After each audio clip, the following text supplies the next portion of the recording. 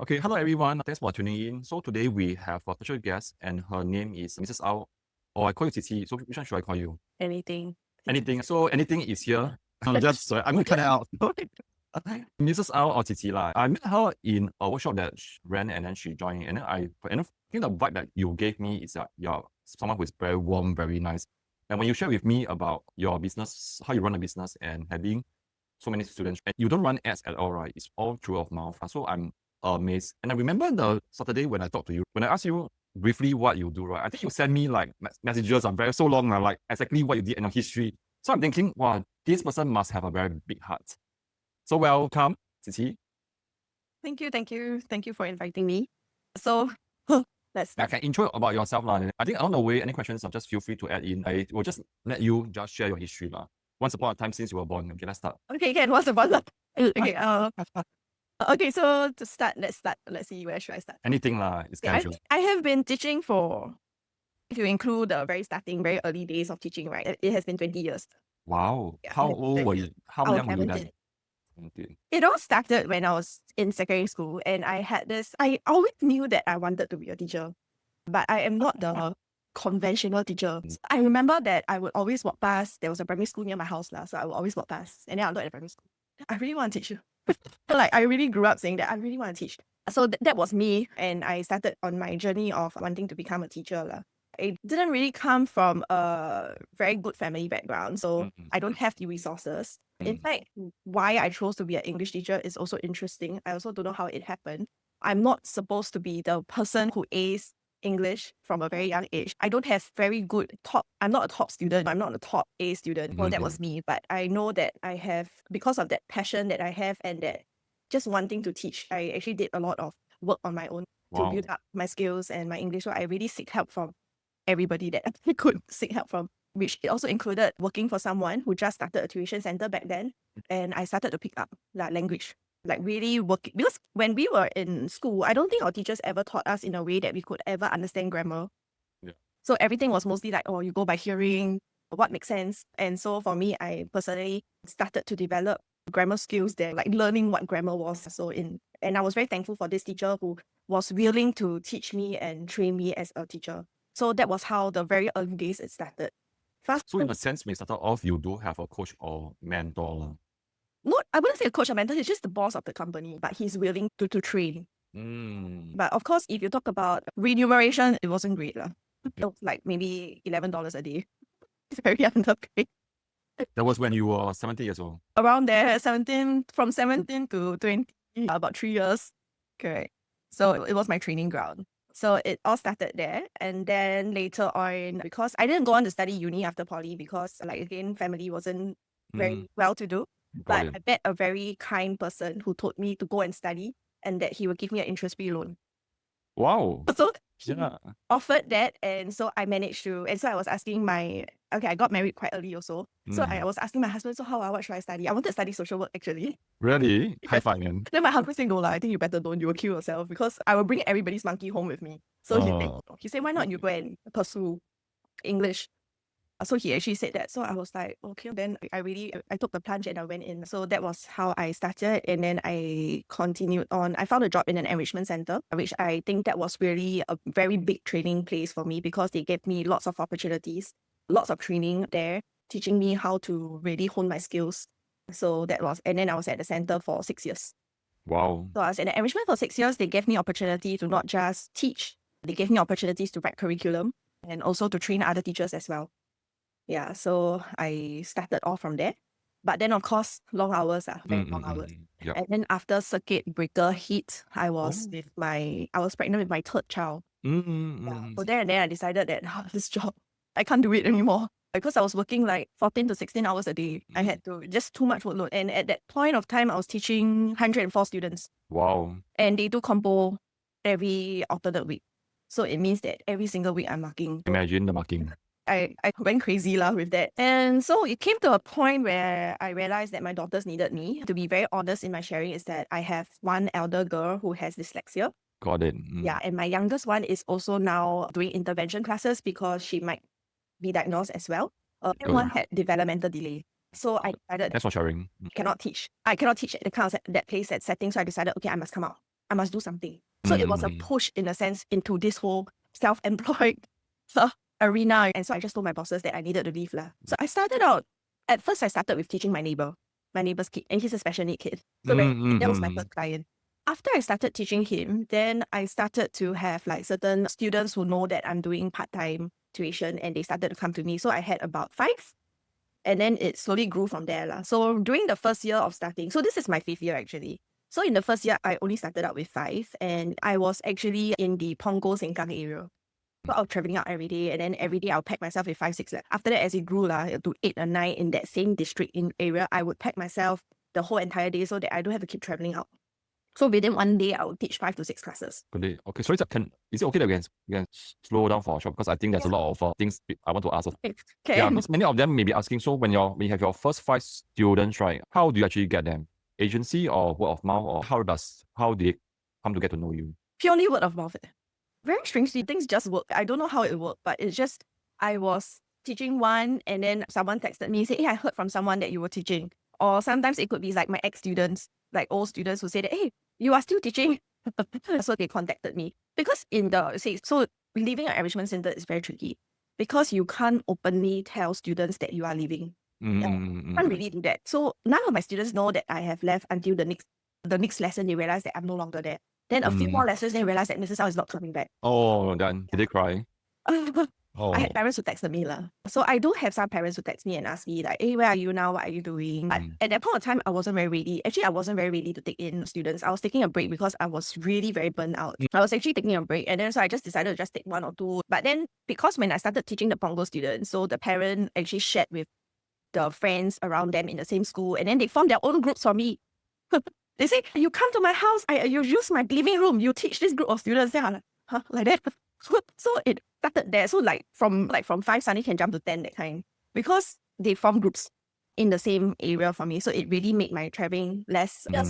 So it really started from there. Then, so amazing. Okay, so in the sense that when you started off, right, you also have very good relationship with parents. What did you do on your normal days, or even when you go to see the child? So what exactly did you do? Sorry, I can go deep down, because I think there's a lot of things that I can learn from you, really. There's a lot of things that you're doing that I think is unseen, but it's really highly effective for you. And of course, with your characteristic and your trait and your energy, people they naturally bite with you. Just like how I got to know you, and I know that you are a very kind person. Don't hope you are one. But otherwise, we won't be here already. The energy will attract on. Okay, I think this is a habit that I have since my enrichment days. So in my enrichment days, what I generally always do with all my students is that I will send them. Okay, I used to do this. I have to say that nowadays I don't do that. Okay, I used to do this. I really send summaries of the lesson. I tell parents how their child is doing. I even have, last time I used to have a scheduler, which week I must contact which student. So every week I got quota. Oh, wow. So I must connect with this parent, I must connect with this parent. But then when I started out a private on my own, I didn't really do that actually. But some habits that can't be changed. I will still contact them, ask them. So of course, after every first lesson, you will do your duty to ask how's the child, how's the feedback. And I think what I do generally is that every time I have a problem with the child, I will go to the parent directly. I see a certain part that is not done properly, I will go straight to the parent and I'll insist that certain things must be redone. Okay, but I do have parents who come to me who tell me that, hey, I don't dare to recommend your service because your expectations are too high. So I do have such parents as well. So it's pros and cons. You want to do it at that point in time. You might end up stressing the parent on one hand. On the other hand, they will see the value in doing it. So it depends on what the parents are looking out for. But generally, if you can show that you are very dedicated and committed to what you are doing, parents will like you. And you don't need to always do it. Just within the first 3 months or within the first term, right? If you are dedicated and committed and they see it well enough, they will stay. So subsequently, even if I don't contact them as regularly as how I used to in the start, they already have the impression that you are doing your job. So time to time, you just step in and give your feedback or whatsoever. So I think that's what helped. And of course, secondly, I churn out my own materials. I never use what is on the shelves, because even sometimes, sadly to say, what's on the shelves are not really, I don't really approve of them if I don't. Got it. True also, yeah. So I come up with my own material. And even if I use other materials, it must be something that is solid and worth using. So I think that's the second thing that I do to show parents that I really know my work. So if you can prove that these 2 points, I think that your generally students will stay and parents will refer. So I didn't have a referral system all the way until 2 years ago. How does it work for you for referral system? But referral system to me, for me, it wasn't more of going out there directly to get students. But rather for me, it comes from a point of I wanted to give back to parents, to thank them for referring students to me. I didn't even make it known to them that was a referral. Some of them until today, they're like, how there is such a thing? And I was like, yeah, there's such a thing. So I will just say that as a form of appreciation, I will just give you a rebate of $50. So I do that. And I don't openly, actually some of them don't know that I have such a thing. So only when they refer one time, then they realize, oh, there's such a thing, then they might do it the second or third time. So that's the way I do my referral. So coming back to when I was traveling out, and then I got really tired and I decided that I had a spare room in my house and I was thinking, why not just do it here? So I thought about it. I even discussed with my husband. I said, if I do it right, I might risk losing. I'm prepared that I might lose half of my income again. I'm ready to go through such transition, and we have 3 kids to raise. My husband is not. My husband also doesn't. He's working in a non-profit organization, so he doesn't earn a lot as well. Understand. So I was asking him, are you ready? Okay, so let's take the step of faith. Let's just do it. So I texted all the parents at the end of the year. I said that from next year onwards, I will no longer be able to travel out due to commitment issues with my I need to be home with my kids. Actually, at that point in time, another driving factor was because my helper wanted to leave, wanted to go. So I wasn't sure whether I could still travel out. And so I told the parents this condition, and I said that I will be working from home instead. I'll be teaching from home. And surprisingly, all 100% came over. I didn't lose a single one. Oh, that's amazing. Yeah. Correct. And I think I know why also. Because I think the kids, they are drawn to you and it's really locked in that they want you. Because if they ever change, I don't think they can get the kind of experience elsewhere. Because you have set a very high standard for everything. Not just in terms of the connection with the parents, but also in terms of the work that you want to be delivered to you. Also, the parents know you not just as an educator, but also as a friend. And then they know, very importantly, that you really care. Thank you for the affirmation. We all need, even I need also. I did that job. Oh my gosh. Very long no affirmation already. Then you must join us more often, right? So this is what we do. We affirm each other. My affirmation comes from my paycheck. We know that it's enough. It's enough for every family. That's my driving factor. Because in enrichment, when I was working in enrichment, I could never bring my kids overseas. So now being able on my own, I'm able to give more to my children, and that is amazing. Yes, definitely. We also want to be a better parent, not just in terms of caring for them, but in today's world, we also want to bring them to overseas, give them a bit more of what they ask for, and pamper them a bit. So that's how so after I come back home, I think that's how work actually went out. So of course, the starting year was really, it all started because I had a lot of students who eventually found out that I'm back into teaching. They came to approach me. Those who can fit into my time slot would join me. But those who can't, then they would have looked elsewhere. But eventually they still came back. When you say the students, is those from the enrichment center? Because I've been there for very long. I've been there for 6 years. Yes. I've taught some of them quite a number of years. And the thing is, you also texted them, and so they end up, they have your phone number as well. Part of our work, because I always give regular feedback to parents. So some teachers don't really give their WhatsApp number. For me, it's generally easier. So I gave my WhatsApp number right from the very beginning. So I do have my contact. Which actually turned out to be a good thing. Yeah. But ethically, okay, so I'm a bit careful about this. I don't want to be seen as like I poach students. Right. I don't, so that, which is why I didn't tell them that I was leaving, and I didn't announce to the world that I was teaching. So that's I think I'm someone that's really quite by the book also. Yep. So I won't step into those areas.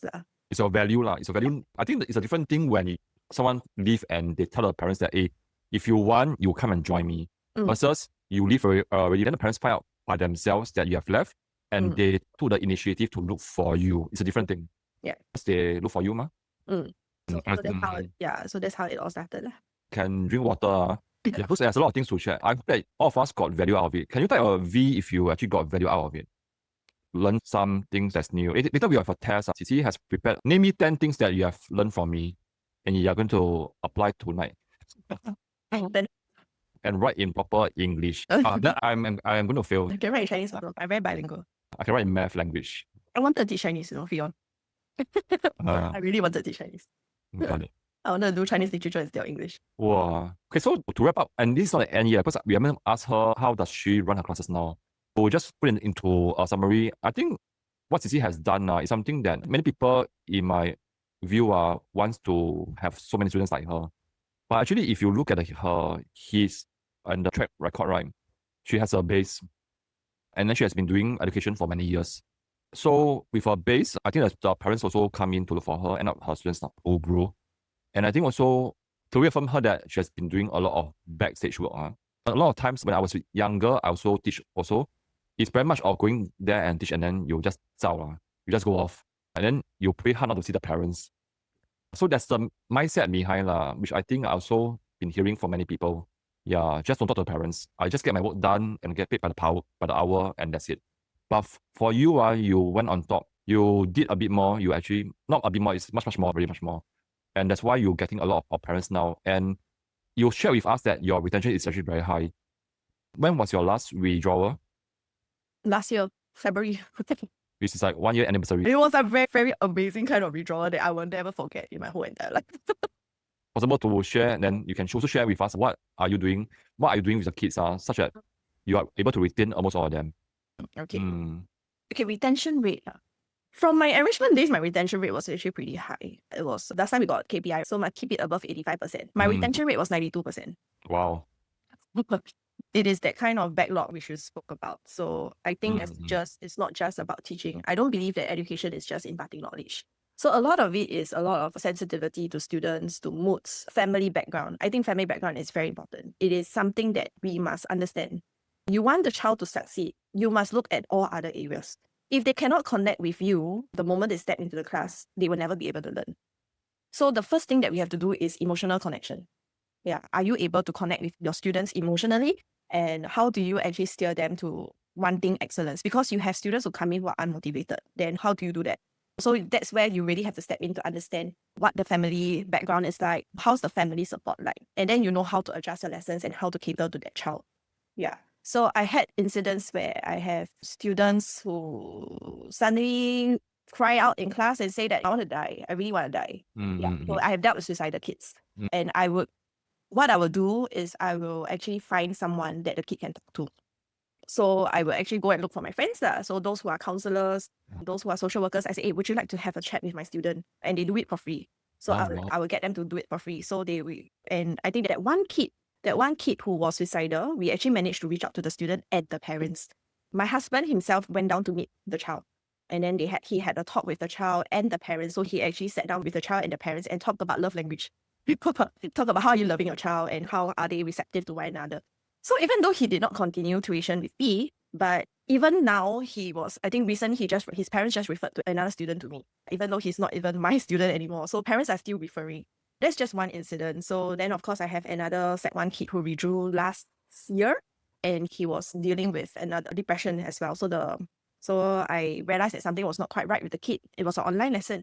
He was very down, and so I had a heart-to-heart talk with the mom. And then that was when I discovered that he was being bullied in school. He wanted to jump down the building. Mother quit her job to stay at home to watch over him. Very difficult. So a lot of stresses. So that's the time that we also learned that it's not really about whether the child is still paying money. Then we continue our service. Even when stop lessons, do you still want to extend your service to them and really help? So even until today, I still have been keeping in contact with the mom. So it's more like a friend to friend rather than a client to me. These are just some of the small examples. So just now I saw a question pop up, right? How do you connect with your special needs student? Okay. I'm a very structured person. So when I do all things, it all comes with structure. So even in connecting with students, there's also a structure. Like especially special need kids, they need a lot of structure. I will give it to them. So sometimes I will outline everything. Like, okay, today we are going to cover this. We are going to fulfill this. How long will it take? You must keep within the structure. The moment you go out of the structure, they go crazy. They have meltdowns. So that's to answer that question. So for connection-wise, I think just somehow I'm very blessed with sensitivity to students' moods and their spirits. So I'm able to be able to tell how are they feeling at that point of time. Correct. And then I will use that to my advantage. So emotional connection, very important. And then once you also find out that, okay, the child has certain support, no support, then you know how to tweak the lessons actually. You know that the child requires more support here, or you know that the child is lacking in affirmation at home. This is where you need to give affirmation. If you know that there's too much affirmation there and maybe they need someone to really sit down and do things with them, then you sit down and do things with them. So I think that's one of the very, very important factors. So I do tell parents that, because a lot of parents will come to me and say that, but I don't want group tuition. I only want one-to-one. But I will how do you do with that? So I'll tell them that my track record has proven that none of them get left out during group tuition. Yeah, because I'm a very individualized person. I go down to individualize every of their work. So even though we are doing the same lesson plan, but how I approach every child can be very different. When you say the track record, right? Do you actually, how you actually track it? How I track it. I think there's a lot of systemization in your business model, and I want to ask more also. Track record. I Yeah, hardly yeah, have yeah. withdrawals. Sorry again, I sorry. hardly have withdrawals. Oh, so not in terms of grades, as in people are staying back with you, they are retaining, they're happy with your service. Actually, grades will always naturally come with it. I wouldn't, as much as yes, parents have very high expectations on grades. I do have parents who have very high expectations. But sometimes I really feel that if you can manage the emotional aspect first, it will eventually lead to grades. Because even if the child is not in a state to learn and you keep forcing the child to learn, they will never get there. And I always emphasize baby steps. Every step of improvement they make, I will make it known to them and to their parent. Hey, they have done something very good today. And of course, when I'm having my first few inquiries, right, when parents come to me first time to ask me about group lessons and stuff like that, of course, I can say what I say about myself. I can tell them that parents trust me for many years, but it's still up to them whether they want to believe. But honestly, I'm not at a point where I have to clinch or seal the deal for every parent. To me, it's, I can't take in anymore, actually. It's beyond me. I know my capacity also. Got it. And right now, about 56 of them. So I think there's a cap for each of, there's a cap for everyone of us. Before you take on Fion's question, I think the last part of the sharing, right, I'm very keen, like, how does your calendar year looks like? Because I think it's on top of the tuition classes that you have. What else do you actually do for your students? And then how you plan, and then how you plan with the parents. I think it's not about how you plan for them, it's how you plan the parents. It's like you having your own PSG at home already.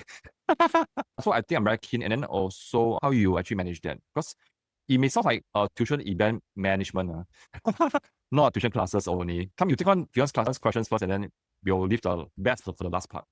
Okay, so Fion's question is, how do you teach the class for students with differentiated needs or strengths? Scaffolding. That's my keyword. Always scaffold. Okay, generally, another thing that I try to do, right, is that I need to know the dynamic of the student needs, okay? So if it's a class that's clearly misfitted, I'll tell the parent very directly that it's misfitted, okay, that the student should try another time slot or another class because this class might discourage the child. But if let's say the parent have no choice, okay, so they can only make it for this time slot, then it means that when I give a certain, like after teaching a certain particular work, right, when they are doing some stuff, okay, I will go back to the kid who needs help. And then I will go through directly with the person. Or sometimes when they're doing individual work, right, and then I will actually teach the other kid instead, give a bit of guidance. So from there, and then I let go slowly. Yeah, so I can't be spoon feeding all the time. And then what I do is that whenever I see certain weaknesses or certain gaps, right, that they need, for example, some of them are very weak in grammar when they come in, and grammar is going to be a big issue that is going to pull down their entire grades, then I will try to find a 1 hour slot for them or half an hour slot where they come before lessons. And I will go through some crash course with them. Yeah, Is this paid or is for charge? Free. That means they come in just to see you, and then it's like a consult with you. They do a lot of this kind of consultation. Unless I need longer time, then it will be over the holidays where there's morning, and then I will go through with them one-to-one. Correct. Wow, all the dedication. Oh my gosh. Now I think it's not about how I know. It's like now I can feel why the children are with you for so long. It's a feeling. It's not knowing. It's already prospect because parents become friends. So I do give a lot of time to them, but I know that this is something that will burn out also. So that's why very important to go and find things to do, to recharge, to refresh. Like going overseas. Come and join us. Yeah, you can come and join us, got a lot of energy back. Because we all unload, and then end up all of us will just help each other, and then when we walk away, we're feeling recharged already. No, every day I have to handle the young one. Maybe when she's off in primary school, it might. Yeah, we'll see how. Yeah. Okay. John is asking, how are your group classes designed? Maybe they are of the levels that's the same, but what about the capabilities? Do you actually assign them based on their needs? No, actually, I don't intentionally do it. Only I see that, okay, one-to-one case by case basis. So for example, recently I got 2 P6 classes. This year is horrible, P6. But P6 this year they are, I don't know what to say about them, okay? Anyway, I told them, please don't go and tell people that Mrs. L teaches you. You will pull my reputation. As in, what happened? As in, like, is it very weak and they're very complicated. So this is the group of P6s that test me all the time. Okay. Do you need me to cut this out? Otherwise, we're authentic. Every tutor goes through this. No, okay, so I'll just keep it. This P6 class, there's this particular boy that I know that he can do better, but because he's in a group dynamic where everyone else is okay with average mediocre results, he is stagnant. So I had to check the parent. I said that, shall we take him out and put him in another time slot where the students are more motivated and there's more competition, they can spur each other on, because I think that it will do them well. So that's how I do it. So I do it case by case. If I see that there's a particular need, that this child is not fitting in well in the class, he's not learning, or the children are not very receptive of this person, then I say that, can we try out another class? Correct. So that's how I do it. But I don't really think about like how to put them in the lessons, just whatever time slot I have. So I guess it's mostly because of my individualization. So that's why I don't see it as much of an issue. So in a sense, even though you have a group, but you still talk to them, you try to, you cover what you need to cover as a class, but you try your best also to customize the language that you say to them, the words, the guidance, and also the worksheet as well, and also talk to parents is a different thing altogether. So don't be too task-driven sometimes, which I also have to remind myself. Don't just think about completing worksheets. I was about to say that. The goal is not completing worksheets. So if I see that they are struggling with a certain part, right, I can put a pause to my lesson plan and say that, okay, let's do something else. Then I will draw out materials on the spot, printing everything, whiteboard everything out already. So then we will drill through those areas and then we will put aside this worksheet. So I do tell parents, if you see worksheets that are not completed, it is okay. Yeah, don't be worried that, oh, this worksheet was not completed in class. What were you all doing? There were other work that's being done. But in fact, their files can already testify because most of my students, the files within 4 months, it will be full already. So you get them to file as well. As in, I do a lot of filing with them. Do you check their files? I do.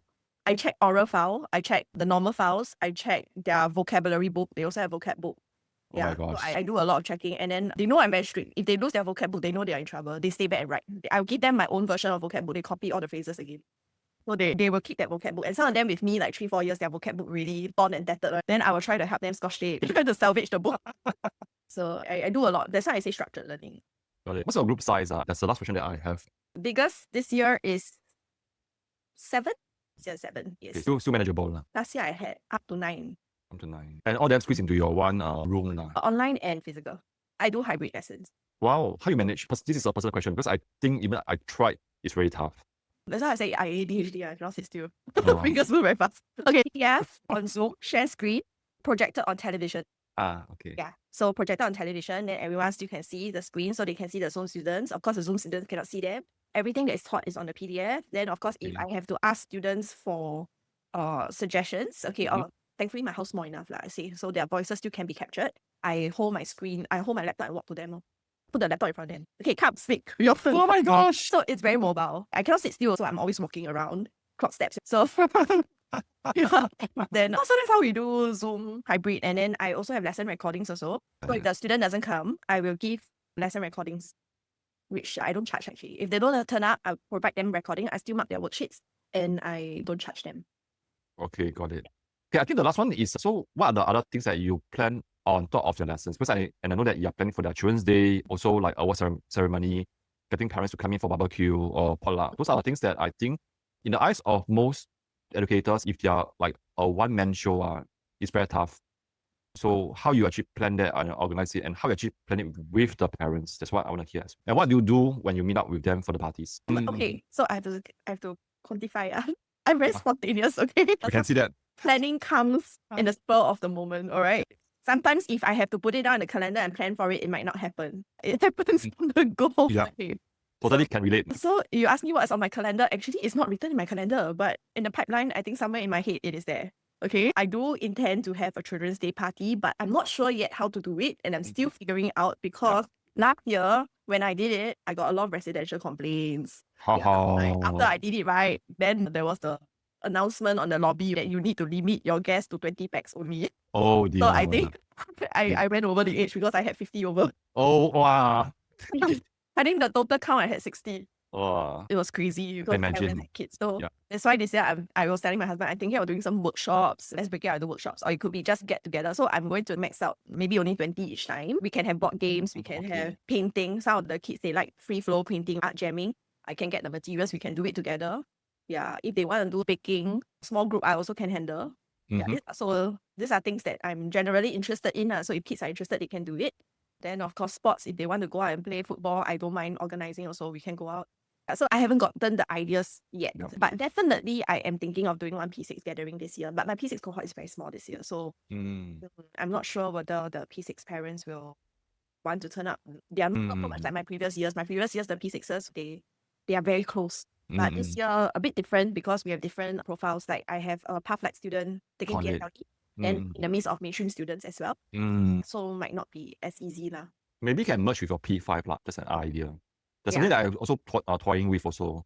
I'm thinking of another session now. So it will just be a chit-chat eating session. They love to eat lah, so just come and eat lah. Some of the students, they're very cute and they come to me and say, Mrs. Sao, I want chicken wing, I want curry chicken, I want seaweed chicken. They will give me their menu and so I will just plan according to their menu. So you order in and then or you buy lah? We cook or we buy lah. Well, you cook some more. Oh my gosh. Can I join? My mother-in-law runs a cooking business also. Can I get to know? So besides Children's Day, what else you have in a year? Our USS trip is mandatory. Our P6 Incentive Trip at the end of the year. So I bring them to USS to encourage them for the whole year of hard work. But they must promise me lah, they really work hard for 1 year. If they don't work hard, cannot go. So how you try that? It's just a way of telling them. But in the end, all will go on. And so it's like a sponsored trip by you. Sponsored trip. If I'm a student, I will want to join your class. Oh, so many things going on Huh? So last year I brought 18 of them. I had last year my P6 cohort was big, so I brought 18. And then plus all the siblings plus parent volunteer, I think we have easily 20 plus of us lah. Got it. And okay, so something that I want to ask, so if a sibling comes along, who fork out the fees? Parents. I always make it very clear. I only pay for P6s. Okay. So that's something I that I don't want pay to for know food as well. also. Sorry again? No food also. If they want to buy their expenses on their popcorn, own. then they pay lah. Do you get parents to come in to help you? Because for you to manage all of them, I think it's no joke. Yeah, some parents will come up. Some parents will volunteer themselves lah. Like they want to take it as a family outing, they come along. And of course, it's to me because inside the park, I'll tell parents that the kids are roaming around their own. They are going to be unsupervised. The only time I meet them is when they need help. So I say, you need any help? Come, call me. I will run to you. Oh wow! Just go in and free and correct. Going in free and easy. We just meet maybe the front, middle, and back. So that's how it's run. That's why I only bring older kids. So if let's say the younger siblings come along, then I will make it clear to the parents that it's the older siblings' responsibility to take care of the younger one unless the parent come along. So if there are any parents there, I'll be very happy because it's opportunity for me to bond. So like last year, I had three parents who came along. The parents they just hang around with you and then the kids will just run around. Because I can imagine their friends, they'll say that, hey, let's all go and see this ride and see that. And then they'll all go together. The parents are very nice. They help me take care of my younger one while I run around. So I think some of them are really very close. They have really become very good friends. So that's a very good thing lah, that I'm very appreciative of some of these parents. Then my older kids. So last year it happened at my Sec 1s.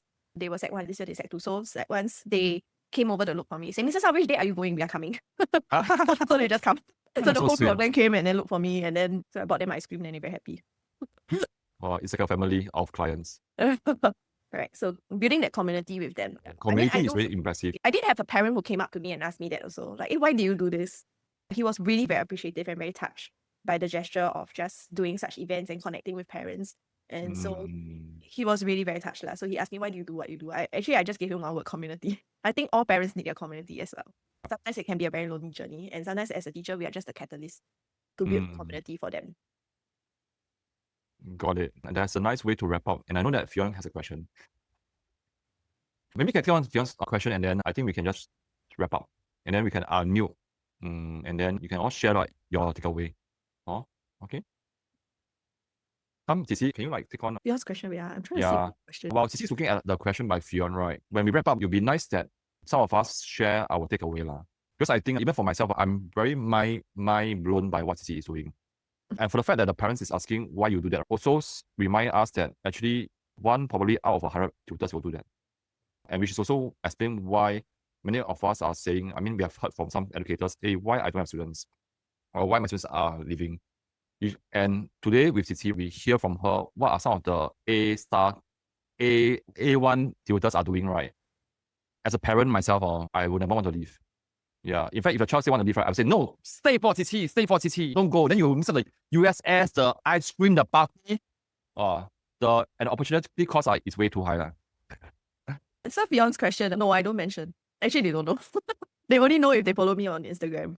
So it's only the P6s that come up. Then sometimes they'll mention, I saw you brought your last year P6. Are we going this year? Then I'll like, yes, of course we are going. But it's not a public news. It's not in my sales pitch. No, I don't do that. I don't even tell them about events. A bit expensive. It is, but you have to budget for it lah. Plus, I think it's also because she doesn't do ads lah. I think it's also a marketing cost. If you want to get new students, you have to run ads or you have to spend the time to talk to the prospects. For Qiqi, she has reached a stage that she doesn't need to.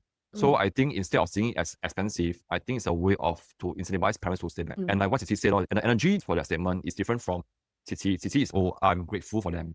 Yeah, which is why I want to thank you and to show, not tell. I will do what I can within my budget to bring your kids to USS. Anyway, she's not bringing all the kampong to USS. It's only the P6s, right? And I think it's also seeing as, okay, because they're happy with her service, they stay back. They continue with them. So the money is earned again. Continue set one. See? That's the time to say that to continue set one. Yeah. So it's a different lens to see as a cost versus investment. So I think it's not about what she do, it's the energy that she put in as well. Oh my God, I'm learning so much stuff that I think I'm going to implement everything that you said. I will do it. I will do it. In fact, for me, even though my party for P6s is end of the year, this year I'm doing it next month. So one in May, one in December. Yeah, so the kids are also so excited. And for food, they're very excited. Actually, you don't need to plan anything. You just need to provide food. Precisely. And the place can run around. Things. But it's how you engage the parents. All right. Because it's very easy to plan for children. But I feel that sometimes we need to really bond with the parents more. And that's, for me, it's a hard part. Because I don't like to talk. Very strange, right? Conversation cards. Those are the best tools. So I will bring the cards. I'll say, parent A, wait lah. The card say, I need to introduce myself. I'm a primary school math tutor. So what do you do? Stress like that. No, okay, so what I did for one of those sessions was that I wrote down on the cards questions that they can answer or activities that they can do. So then to get them talking. So let them do the talking. You don't have to talk. You just so that's how we got them started. Introvert, very hard. I'm introvert. And then try to get people, okay, it's a lot of parents, right, around you, and who are extroverts or that they can bring about conversation. You plant them in between. Yeah, that's my trick. So that's what I did. So I get 2 or 3 of my good friends who are also parents. Then I get them to just sit down in between so that we can make sure that we steer the conversation in the correct way. Like they are my moderators. And then if you're really afraid of talking, go and think of someone to invite. Okay, I'll invite you. No, it's okay. You can think of someone else. Motivational speaker also okay. Come shooting. What's the one takeaway and then probably what you can implement into your, not business side, to add value to your students? I just want to share that actually listening to Qiqi talk, right? I'm very drawn in value that she's actually adding to her current kids. She reminds me a lot of Fion and your other client Fion. FION. Builds on the one who built like a community with her family and kids. And I think the sharing really reminds us that also I think parents and students, they're really just going back to the authentic human connection. Like the things that sometimes I think we forget in this age also. Like we just want to connect. And I think the way that Qiqi has shared is very, I would say there's a lot of value. There's really a lot of value in what she's doing. She's not looking for any returns at all. And that's the value I'm really getting away. When she does it, she really does it for the kids, whether it's the individualized attention given during class, whether it's the incentives that she is like bringing to the kids. I think, and she's really just, okay, I'm really doing it because I really care for you. But I feel that from her sharing. When she shared, you also reminded me of Keith. Same energy. Keith also give a lot to the students. So I think that's also the reason why there are so many students. It's no secret already. It's like for you to take students, you have to give first. Okay, anybody else? Student, anything else you want to add in? Nothing. I said that I really learned a lot about the whole, like really serving your students and your parents first. I feel that she don't even have to rely on that. She really just, if you want to see as like, this is really the incentives that you're really bringing. It's the value that you're bringing first without thinking of getting anything back in return that we really have to go back. So thank you so much. I really learned a lot. Thanks, Ling. Okay, Qiqi, thanks so much for being here already. I know that you need to take time out to share. Because when I first asked you, I think the time is not right also. So I think now you turn out. So I think it's also a destiny also. In a sense, this is also my thinking. Being older, I think this is also how I move towards too. It's like just moving the flow. And I'm so glad that people who turn up, today they are the right ones to receive the gift from you. Okay, let's end the call.